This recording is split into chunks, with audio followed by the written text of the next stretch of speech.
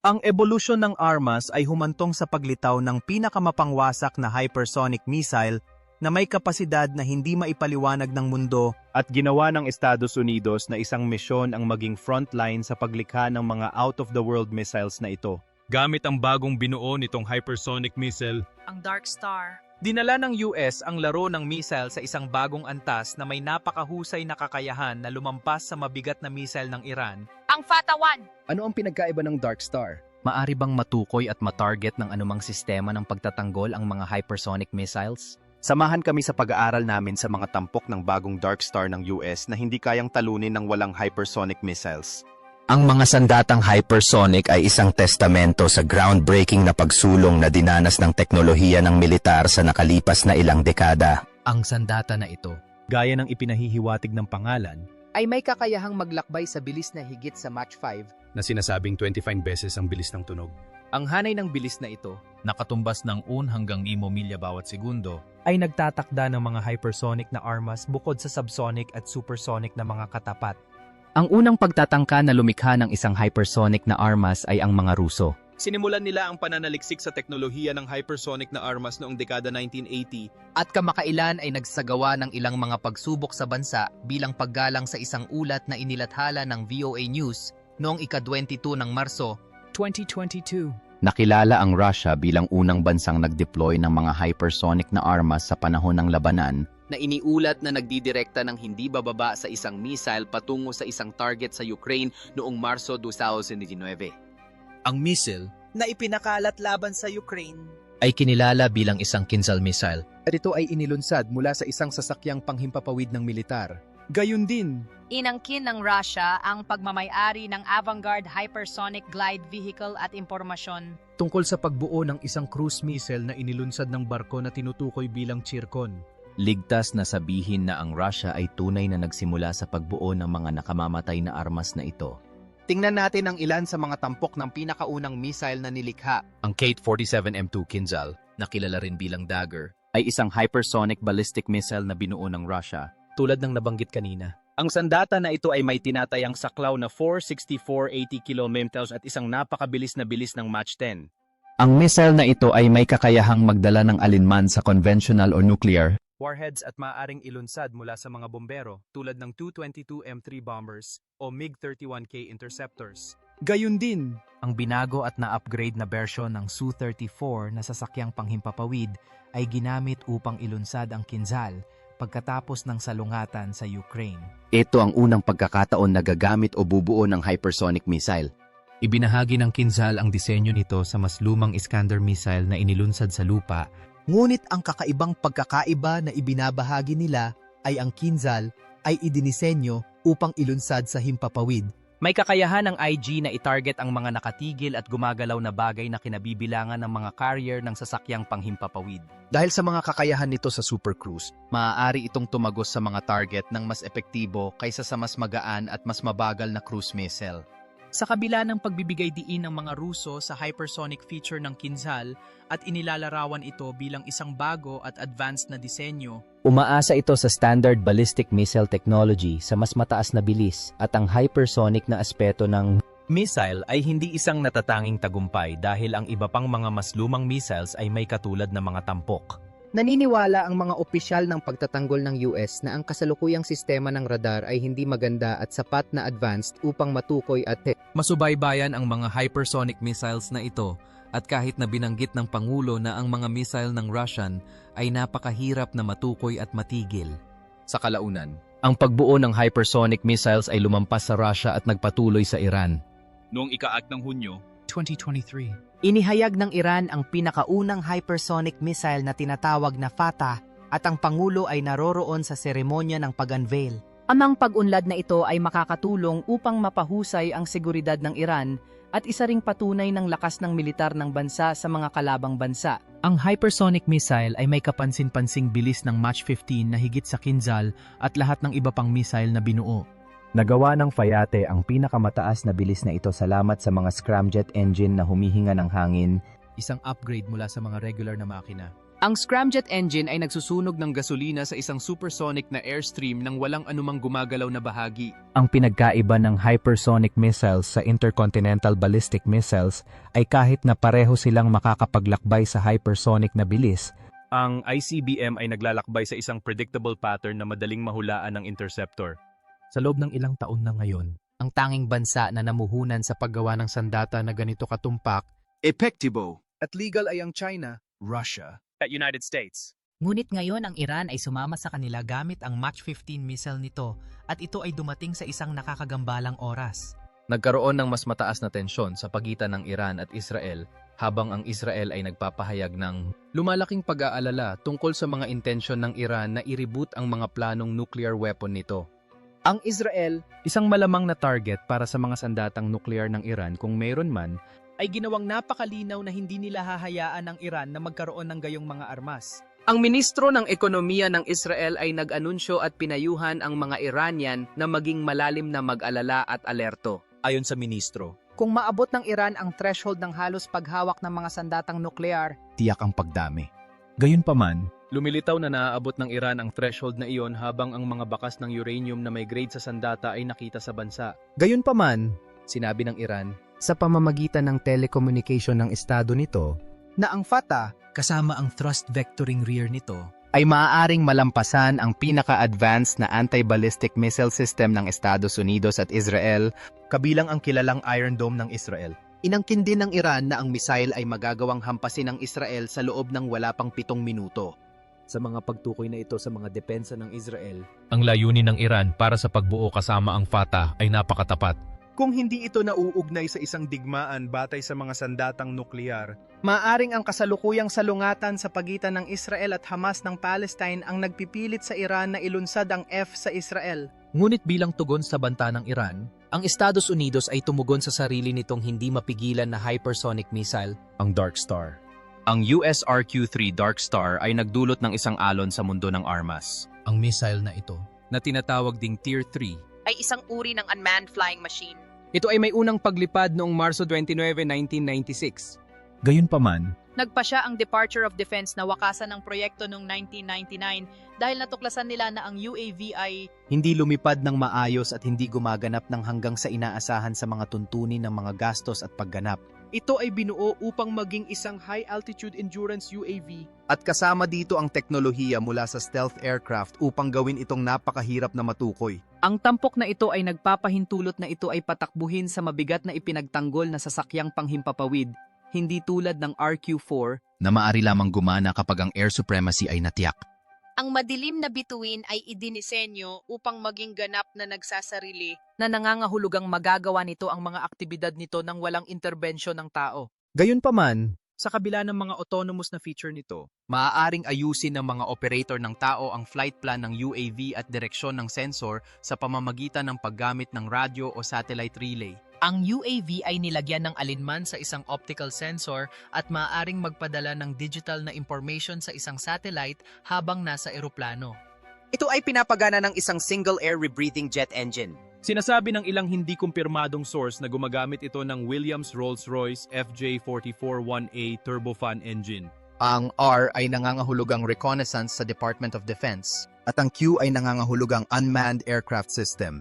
Ang 3 ay nagpapahiwatig na ito ang pangatlo sa isang serye ng mga sistema Ng sasakyang panghimpapawid na hindi pinuno ng tao na ginawa para sa layunin. Kahit na natapos ang programang RQ-3 noong Enero 28, 1993, binanggit ng isang ulat sa Aviation Week at Space Technology noong Hulyo 2003 na isang bersyon ng UAV ang ginamit noong 2003 na pagsalakay sa Iraq. Gayunpaman, Hindi ito nakumpirma.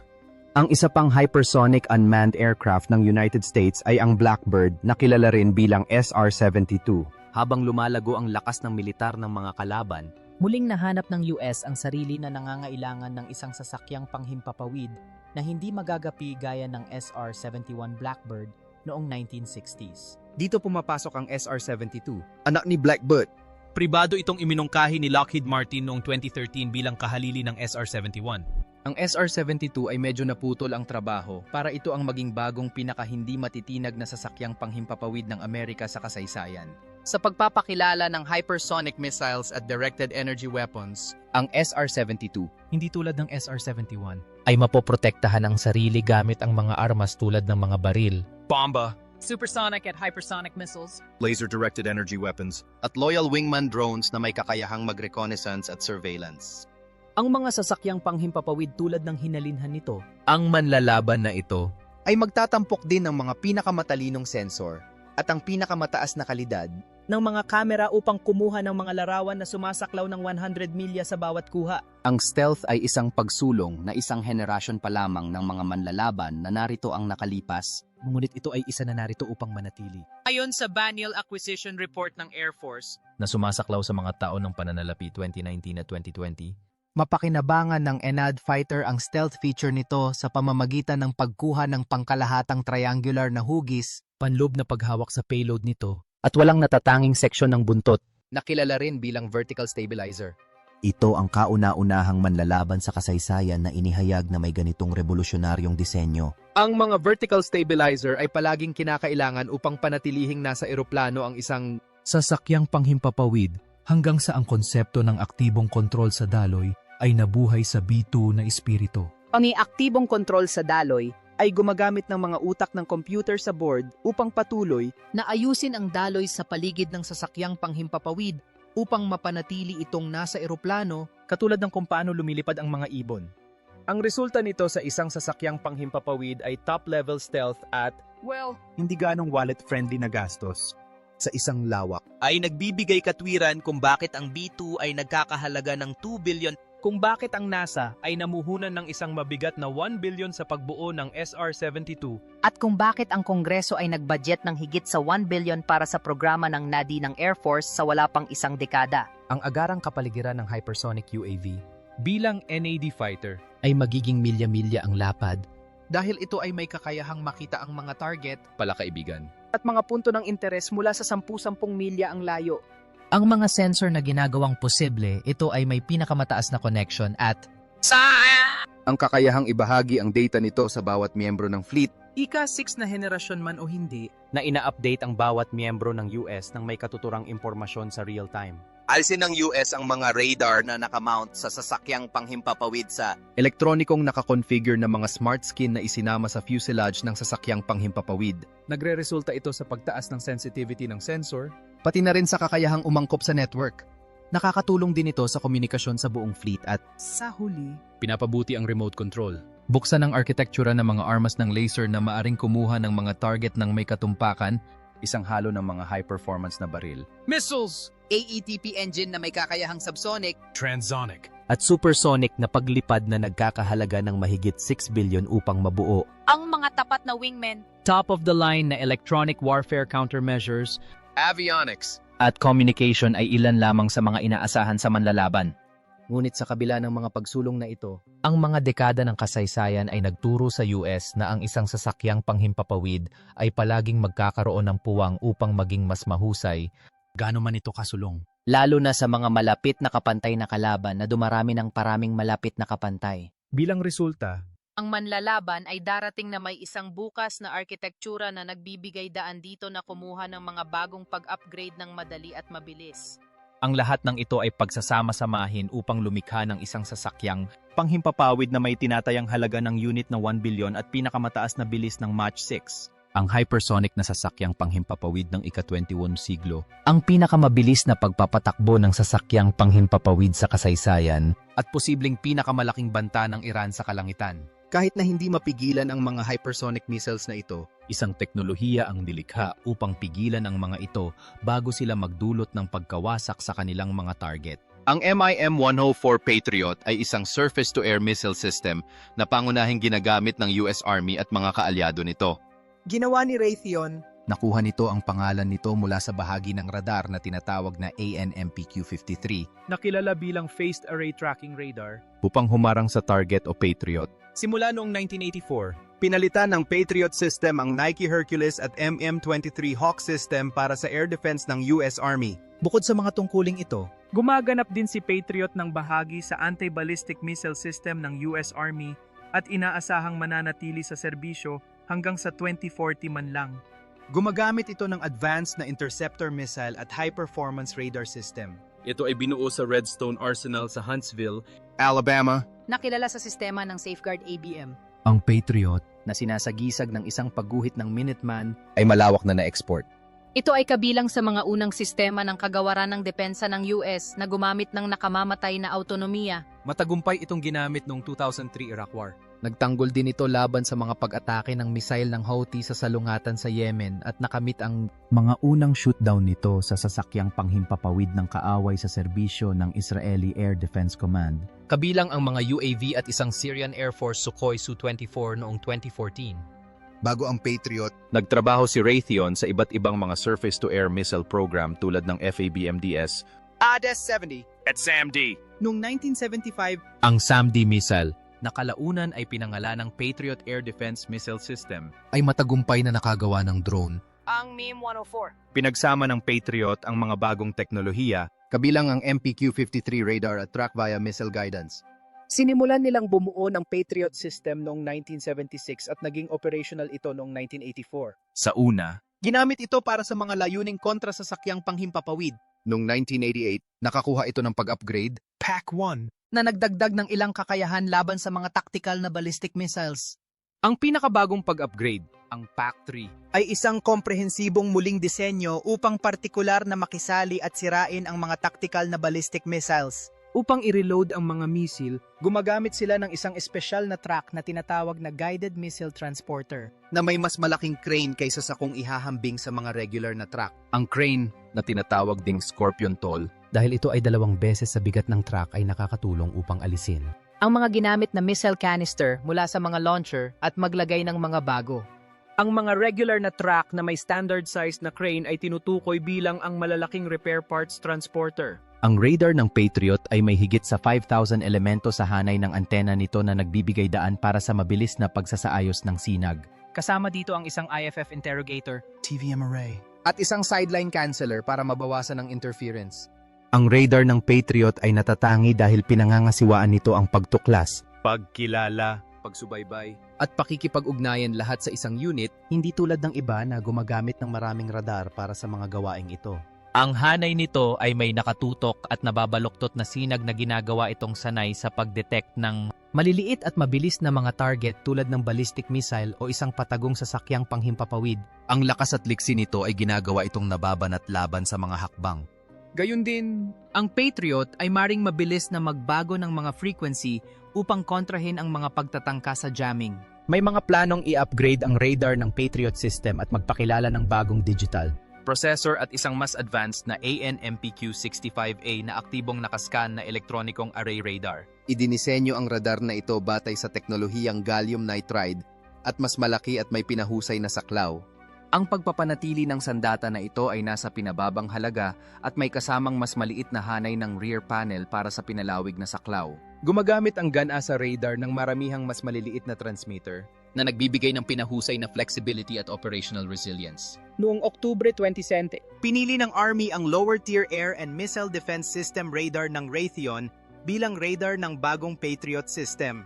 Hindi tulad ng lumang radar na maaaring sumubaybay lamang ng isang bahagi ng kalangitan, pangunahin para sa mga ballistic missiles. Ang LTA-MDS ay nagbibigay ng 360-degree na saklaw upang makita ang mga low-flying drone at maniobra na cruise missiles. Ang disenyong ito ay may kasamang malaking gitnang hanay na tumutuon sa mga banta mula sa mas mataas na altitude At dalawang mas maliit na side array na nagpapataas ng mga kapangyarihan na makakadetect ng mas mabagal na mga banta. mga milya-milya ang layo. Nakatanggap si Raytheon ng 383 milyon na kontrata para bumuo ng unang 6 na radar. Na inaasahang magpapatakbo sa 2022. Ang mga paglipat sa kahalagahan ng mga bahagi na maaring matagpuan sa Patriot. Ang weapons control computer sa defense system ay nagsisilbing pangunahing computer sa Patriot system. Ito ay may kontrol at pinamamahalaan ng interface ng operator. Kinocompute ang mga algorithm ng pagharang ng missile At nag-aalok din ng mga diagnostic para sa mga pangunahing pagkakamali. Gumagana ito sa isang multiprocessor configuration na may pinakamataas na clock rate na 6 MHz. Kahit na ito ay may medyo limitadong kapangyarihan sa pagproseso kumpara sa mga modernong personal na computer, ang weapon control computer ay sumailalim sa maraming pag-upgrade sa buong Buhay ng serbisyo ng Patriot na may pinakabagong version na na-deploy noong 2013.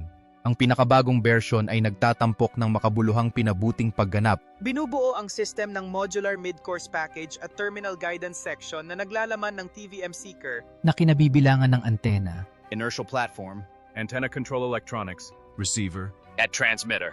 Ang Modular Mid-Course Package ay matatagpuan sa mga forward parts ng Warhead Section. At sinasabing naglalaman ng navigational electronics at isang missile-borne na computer. Nakaposisyon pagkatapos lamang ng guidance section ay ang warhead section. Naglalaman ito ng mga critical na bahagi tulad ng proximity fuse warhead, Safety at arming device. fusing circuit at antenna, Link antenna. switching circuits, Auxiliary electronics. Inertial sensor assembly. At signal data converter. Ang propulsion section ay ang bahaging iyon na binubuo ng rocket motor, ang panlabas na heat shield, At 2 panlabas na conduit. Kasama sa rocket motor ang case. Nozzle assembly. propellant, Liner at insulation. Pyrogen igniter. at isang propulsion arming at firing unit. Ang casing ng motor ay isang mahalagang structural element sa missile airframe at naglalaman ito ng case-bonded solid rocket propellant. Ang huling bahagi ay ang control actuator section na matatagpuan sa hulihan ng missile. Ang seksyong ito ay tumatanggap ng mga utos mula sa missile autopilot. Responsibilidad din nito ang pagpoposisyon ng mga palikpik na tumutulong Upang patnubayan at patatagin ang missile sa panahon ng mga aktibidad sa paglipad. Ang fin-servo system Na bahagi ng control actuator system ay kinabibilangan ng hydraulic actuator, valves, At electro-hydraulic power supply. na kinabibilangan ng baterya. Motor pump. oil reservoir. Gas pressure bottle. At accumulator. Ang mga bahagi at standardized na disenyo ay nakakatulong upang matiyak. Ang epektibong paggana at kakayahang umangkop ng misail sa ilang mga sitwasyon. Ano ang iyong pananaw sa mga kakayahan ng Iran at US hypersonic missiles? Talaga bang walang kapantay ang Dark Star? Salamat sa panonood. Habang narito ka pa, Ay click ang link sa iyong screen upang tingnan ang isa pa sa aming mga video. See you there!